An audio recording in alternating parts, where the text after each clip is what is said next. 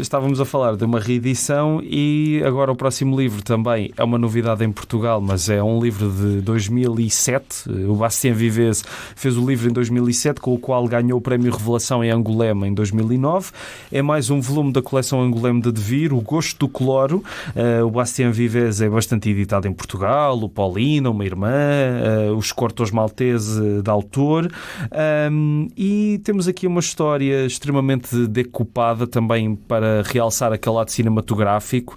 Temos um rapaz que vai nadar porque tem escoliose e o seu médico pede para ele ir dar uns vários mergulhos e nadar bastante. Conhece uma rapariga que, na verdade, foi bastante treinada para ser uma nadadora de competição e acontece alguma coisa ou não. Há coisas aqui que ficam ao nosso critério para percebermos o que é que terá acontecido. O que é que tu achaste desta história do Bastien Vives? E se conhecias esta história? Eu não conhecia, já conhecia outras obras dele, mas ainda não tinha lido O Gosto do Cloro. Não, eu também não conhecia O Gosto do Cloro, já tinha ouvido falar dele. Aqui acho que isto funciona muito bem. Pronto, para já acho que isto é uma história um bocado datada, digamos assim.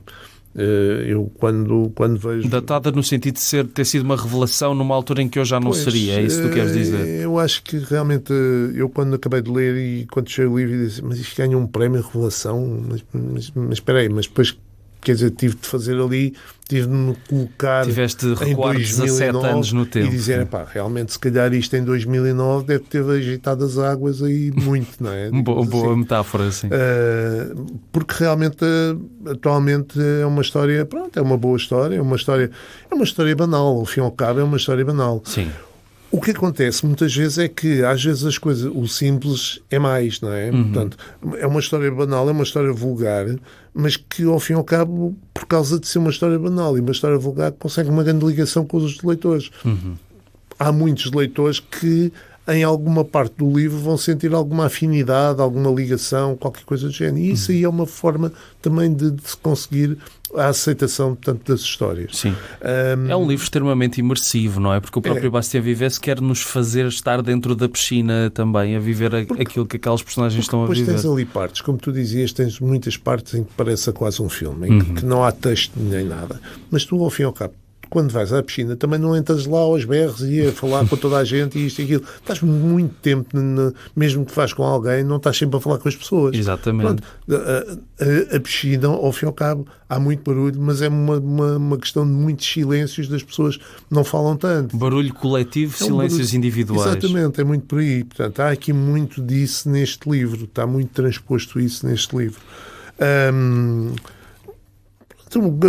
Tu, ao fim e ao cabo, a narrativa nem é uma... Há aqui uma altura em que as narrativas realmente avançam com os textos, não é? Mas há outras alturas que avançam com as imagens. Sim, portanto, exatamente. Não tens aqui uma questão de ler um livro ou tens de ler os textos e tens de ler as imagens sempre. Não. Há alturas em que o importante é o texto e há alturas que o importante é... realmente está aqui muito bem, essa parte está muito bem trabalhada. Sim, e há aqui partes em que a imagem e aquilo que nós interpretamos da imagem vai ser muito importante também para tirarmos as nossas conclusões em relação ao final da história. Não é? Exato. A grande expectativa é que algo vai mudar na tua vida e depois, afinal, nada acontece.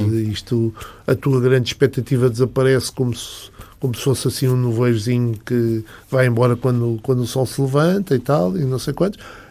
Pronto, estamos aqui a falar num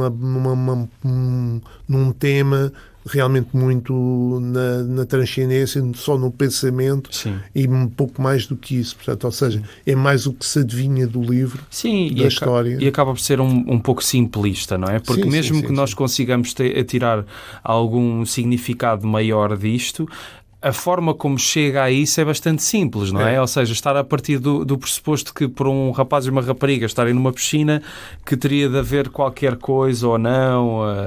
O que depois é curioso é que isto depois aqui, tudo isto que nós estamos a dizer, depois é uma questão que é um livro que não gera consensos. Porque depois... Mas isso é bom, não é? Porque há pessoas que não gostam do livro, que acham que o livro não tem nada de especial, é demasiado simples. Há outras que adoram o livro pela sua simplicidade. Portanto, realmente muito difícil, não há aqui um acordo geral, digamos assim, sobre o livro. Claro que a questão do Bastien Vives atualmente é sempre muito polémico, não é? É muito polémico, aliás, há muito, o Bastien Vives está muito ligado à própria questão do Festival de Angoulême, não é? Exatamente. Por causa da exposição, continua a haver, ele praticamente... deixou, já não é convidado, nunca mais recebeu prémios nem nada, parece que de um momento para o outro deixou de ter qualidade para ganhar prémios, desde 2019 ou lá o que é que ele não ganha nenhum prémio, é polémica, foram descobrir coisas que ele disse e não disse, etc. Pronto, continua a ser reconhecido como um grande autor, um grande artista, mas depois tudo, digamos que agora qualquer coisa que ele faça, aquilo é visto à lupa de todas as formas e feitios. Pronto. É aquela questão que nós temos ouvido agora tanto da questão de onde é que acaba a liberdade de expressão e onde é que começa a responsabilidade por aquilo que tu dizes. Sim, aliás, na sequência até de alguma desta polémica dele, não sei se tu sabes, mas o Jean-Marc Rochette, que é um autor de banda desenhada francês, ele deixou de fazer banda desenhada por causa das polémicas geradas pelo Bastien Vives. Ele neste momento só escreve livros, faz pintura e escultura. Mais nada, deixou completamente a banda desenhada, cansado destas polémicas, etc., de toda a questão, porque ele achava muito que toda esta polémica, e aí não tem a ver só com o Bastien Vives, em que ele dizia, e nós também, há muitos episódios atrás, quando falámos daquela história do Spirou, também falámos sobre isso, em que ele dizia que muitos dos comentários que estavam a ser feitos em relação ao trabalho do Bastien Vives eram de pessoas que nem sequer liam banda desenhada. Portanto, e que eram pessoas que viam 2 ou 3 imagens e depois faziam um extenso comentário, escreviam nas redes sociais, etc., por aí fora. Quando eram pessoas que nunca tinham lido banda desenhada, estavam a fazer comentários sobre 2 ou 3 vinhetas isoladas, etc., por aí fora. Pronto, isto é um risco que atualmente acontece muito com as redes sociais, das pessoas que estão escondidas por trás do teclado e que há umas que falam com toda a autoridade porque sabem de que é que estão a falar, há outras que não estão, são ali os doentes do teclado e pronto, e mais nada. Sim, aquilo que posso dizer em relação a esta história é que também fazendo essa viagem no tempo consigo perceber porque é que terá sido um prémio Revelação na altura, continua a ter algum impacto na parte visual e na forma como ele faz a deconstrução das situações através das imagens.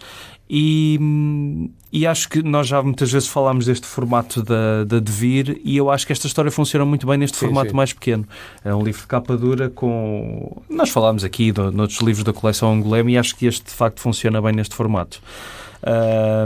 Enfim, é uma descoberta. É uma descoberta, sim. Edição da Devir.